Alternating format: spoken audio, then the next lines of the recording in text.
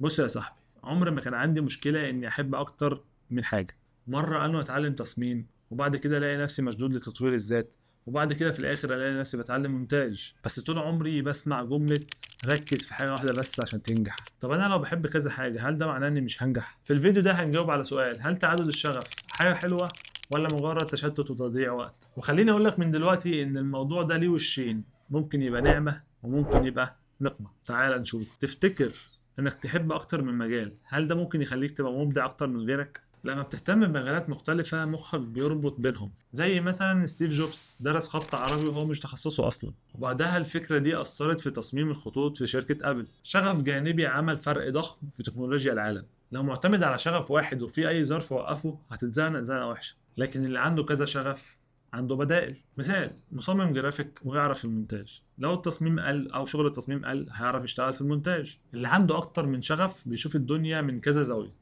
مثلا واحد بيحب المونتاج وفي نفس الوقت بيحب الكتابة، هيكتب محتوى جبار وفي نفس الوقت هتشوف منتج ملوش حل من المونتاج اللي هيقدمه. الجمع ما بين المهارات بيخلق مهارة متقنة. طيب ايه بقى اللي ممكن يحصل لو انت بتحب كذا حاجة وجمعت ما بينهم كلهم مرة واحدة؟ يعني انت بتحب الجرافيك وبتحب المونتاج وبتحب كتابة المحتوى، وجيت تتعلم كل ده في نفس الوقت، ايه اللي هيحصل؟ هقول لك انا اللي هيحصل: هتفتح كورس المونتاج ومش هتكمله، هتفتح كورس التصميم ومش هتكمله، هتفتح كورس الستوري تيلينج ومش هتكمله. كل اللي انت هتلمه عبارة عن معلومات سطحية ولكن مفيش خبرة حقيقية. كل مجال محتاج وقت عشان تتعلم. لو قررت انك تتعلم تصميم وبرمجة ومونتاج وكتابة محتوى كل ده في نفس الشهر، هتتعب جدا وفي الاخر مش هتتعلم اصلا، مش هتوصل لحاجة، وكمان هتحس بضغط نفسي جامد جدا.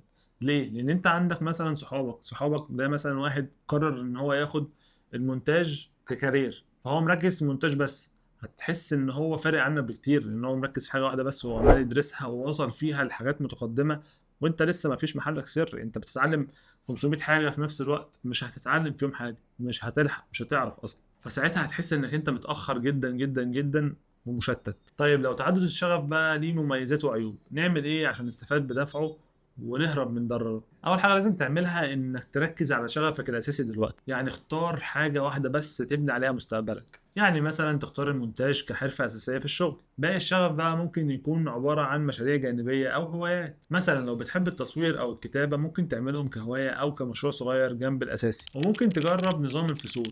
في ناس بتمشي بحاجه اسمها فصل حياتي، ممكن تقعد 3 4 سنين تركز في مجال واحد وبعد كده تغير. زي كده ما الفنان ليوناردو دافنشي كان عالم ومهندس ورسام في نفس الوقت، ولكن كان كل فترة في حياته كان بيركز على حاجة واحدة بس. جرب واسأل نفسك: هل اللي انت بتتعلمه ده هيوصلك لهدف حقيقي ولا مجرد تجربة جديدة وخلاص؟ خلاصة يا صاحبي ان تعدد الشغف ده مش خير مطلق ولا شر مطلق، هو زي السكينة، ممكن تستخدمها في انك تعمل اكل حلوه وممكن تستخدمها في انك تضر نفسك. لو قدرت تتحكم فيه وتعرف تنظم وقتك هتلاقي نفسك مبدع ومختلف عن الناس، ولو سبته يسيطر عليك هتلاقي نفسك تايه ومش عارف تعمل حاجه في حياتك. قولوا لي في الكومنتات شايفين نفسكم من انهي نوع؟